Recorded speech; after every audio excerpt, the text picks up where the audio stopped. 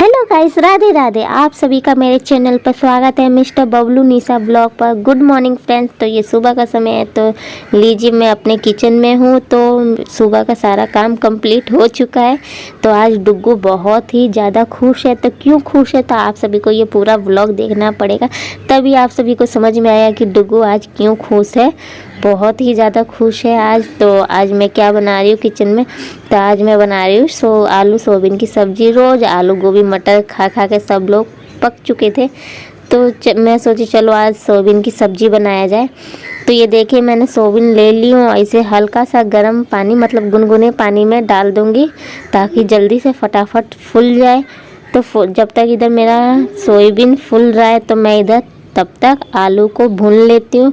इधर मैंने लहसुन प्याज मिर्च को मतलब लहसुन प्याज को छील के रख लिया। तो मेरा सोयाबीन उबल चुका है, मतलब हल्का गुनगुना पानी में। तो इसे मैं गाड़ लूँगी, पानी को बिल्कुल निचोड़ लूँगी अच्छे से, और फिर इसे एक बर्तन में रख लेंगे। और अच्छे से नहीं निचोड़ेंगे ना, अच्छे से इसका पानी नहीं निकालेंगे तो ये कढ़ाई में चिपकता है। तो इसलिए सारा पानी इसको अच्छे से गाड़ के फिर से भून लेंगे अच्छे से।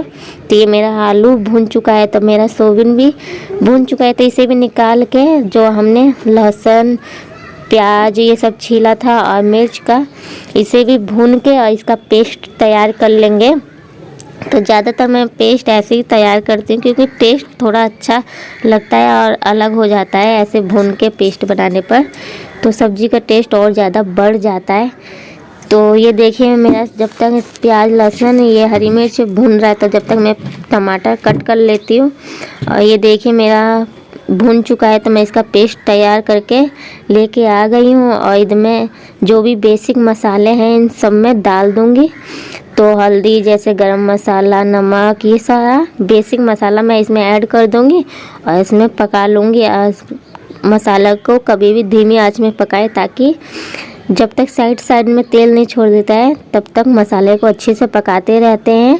तो ये देखिए मैं मसाले को सारे डाल दी हूँ, ऐड कर दी हूँ। ऐसे मैं पकाऊंगी बहुत अच्छे से। अब पकने के बाद जो भी आलू सोयाबीन मैंने भून के रखा है तो सब्जी इसमें ऐड कर दूँगी। ऐड करने के बाद इसमें स्वाद अनुसार नमक भी ऐड कर लेंगे और अपने अनुसार पानी ऐड कर लेंगे, जितना ग्रेवी चाहिए पतला या गाढ़ा उसी के अनुसार। तो ये मेरा मसाला पक चुका है, तो इसमें सारी सब्जी ऐड कर दी हूँ और उसी के अनुसार पानी ऐड कर लेंगे। तो ये मेरी सब्जी बनने के बाद चावल भी मेरा बन चुका था और सब्जी छौंकने के बाद साइड में रख दूँगी और फटाफट रोटियाँ सेक दूँगी।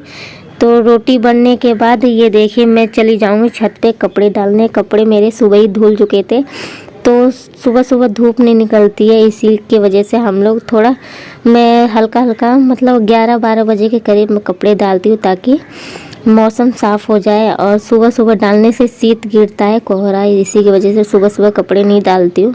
तो इस टाइम 11 या 11:30 बज रहे थे, तो मैं आई थी कपड़े डालने। तो कपड़े डालने के बाद मैं नीचे आ गई थोड़ी बहुत डस्टिंग करने। तो ये अलमारी रह गई थी, तो मैं सोची चलो इसका भी आज काम ख़त्म कर देते हैं।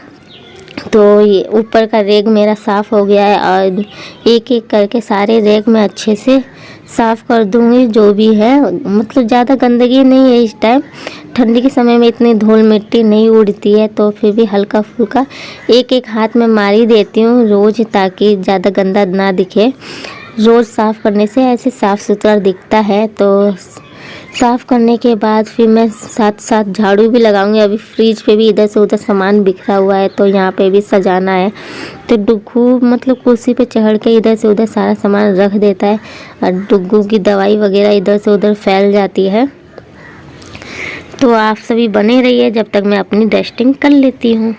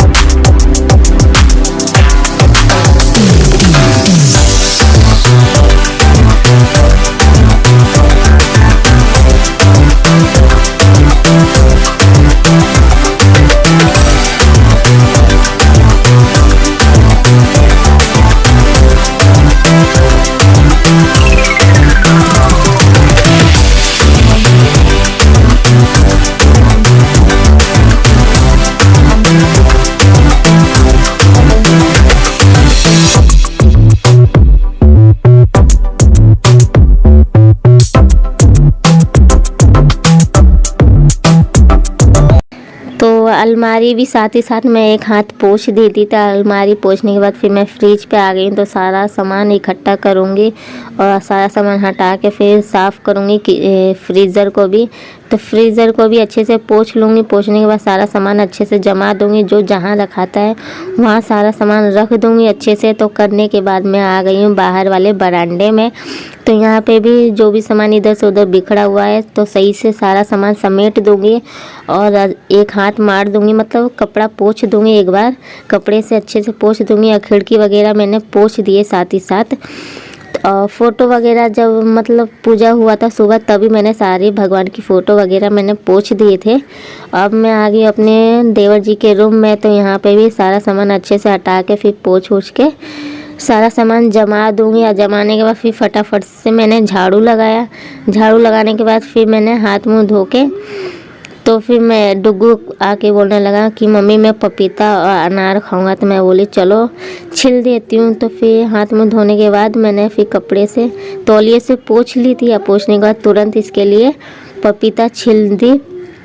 तो पपीता छिलने के बाद इसे अच्छे से धो लूँगी और धोने के बाद ऊपर से नमक छिड़क दूँगी और आधा आधा कट कर दूँगी ताकि चम्मच से भी खा सके ये, क्योंकि ऐसे लंबा लंबा है ये खा नहीं पाता है डुग्गू। इसी की वजह से मैं धोने के बाद आधा आधा कट कर दूँगी, मतलब आधे आधे टुकड़ों के पीसों में कट कर दूँगी ताकि इसे खाने में आसानी हो।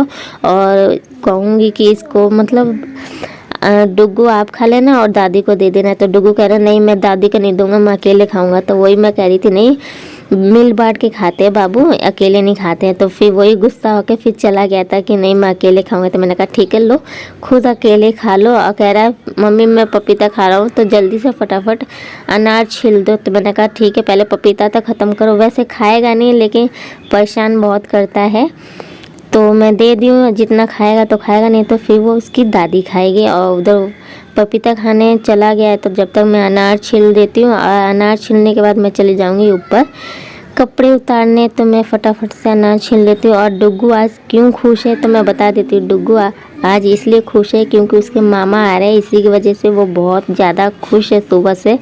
तो कह रहे हैं मम्मी मेरे मामा आने वाले हैं, तो कब आएंगे कैसे आएंगे, मतलब बहुत ज़्यादा क्वेश्चन पूछता है इसी की वजह से। तो बहुत खुश है। तो जब वो आएगा तो बहुत पता नहीं क्या करेगा, पहचानेगा कि नहीं। डुग्गू को खुश देखकर मैं भी बहुत ज़्यादा खुश थी। तो खुशी से मतलब शब्द ही नहीं है मैं कितना खुश हूँ, बहुत ही ज़्यादा खुश हूँ। और इधर मैंने अनार छील दिए हैं और सारे छिल के मैंने कचड़े में डाल दी हूँ। और साथ साथ मैंने जब झाड़ू लगाई थी तभी मैंने किचन भी साफ़ कर दिया था। और बर्तन तो मेरा सुबह ही धुल चुका था, मतलब आज सारा काम मैंने फटाफट सुबह ही कर ली थी, क्योंकि खुशी के मारे मैं सोची थी कि कब आ जाए। इसी की वजह से मैंने सारी सफाई सुबह ही कर ली थी अच्छे से। और सफाई करने के बाद ये देखिए अनार भी मेरा छिल चुका है। तो जा रही डुग्गू को दे दूँगी खाने के लिए।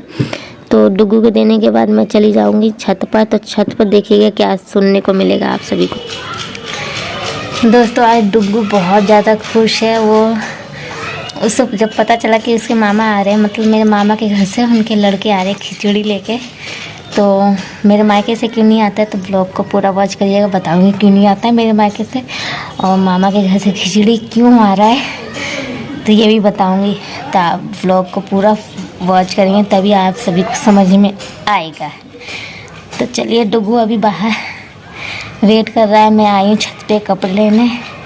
तो सीढ़ियाँ चढ़ते हैं तो सांस फूल जाता है, तो इसी वजह से इधर कौवा कह रहा है कहाँ कहाँ, तो इसका मतलब मेहमान आते हैं।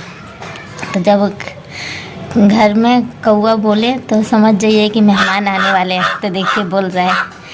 तो डुग्गू बहुत ज़्यादा खुश है। तो ब्लॉग में बने रहिएगा, फुल वॉच करिएगा। चलिए फटाफट से मैं कपड़े उतार देती हूँ। मैं भी बहुत ज़्यादा खुश हूँ। जब कोई घर में आता है ना मेहमान तो अलग ही खुशी रहती है। तो आएंगे तो आप सभी को मिलवाएंगे, ठीक है। देखिए दोस्तों अभी तक कौवा बैठा हुआ है, संकेत दे रहा है कि आपके घर कोई आने वाला है। तो अब जाके उड़ा है, कम से कम 15-20 मिनट तक बैठा था। तो मैंने सारे कपड़े उतार ली हूँ, अब लेके जा रही नीचे। देखिए मेरे भाई लोग आ गए हैं खिचड़ी लेके और डुग्गू तो तुरंत उनके गोदी जाके चढ़ गया था, बहुत ज़्यादा खुश हो गया था। तो मैं शूट नहीं कर पाई। तो मैं भी खुश हो गई थी। तो उस खुशी के बारे में कुछ शूट ही नहीं कर पाई। तो ये देखिए आते ही दोनों भाई मतलब बहुत ज़्यादा कांपने लगे थे। तो मम्मी जी फटाफट से उनके लिए आग जलाई और इधर मैं नाश्ता वगैरह कराई। नाश्ता कराने के बाद फटाफट से चाय बनाई। चाय बनाने के बाद उन्हें चाय पिलाई। और इधर देखिए डुग्गू चीज़ खा रहा है, उसके मामा लेके आए थे। तो इस शाम का समय है। दारू बत्ती बंद रही लखनऊ के ना दिन एथी वाला सब बंद कर ले अपन जुलूस रो वो बंद कर देना। तो दो भाई आए थे मेरे, दोनों छोटे वाले मामा के। और ये देखिए एक भाई आग ताप रहे हैं और एक सो गया है, थक गया था। तो इसे मैं जगाने आई हूँ कि चलो खाना खा लो। तो ओके फ्रेंड्स, इस ब्लॉग को मैं यही समाप्त करती हूँ। बाय बाय, नेक्स्ट ब्लॉग में मिलेंगे, फुल वॉच कीजिएगा।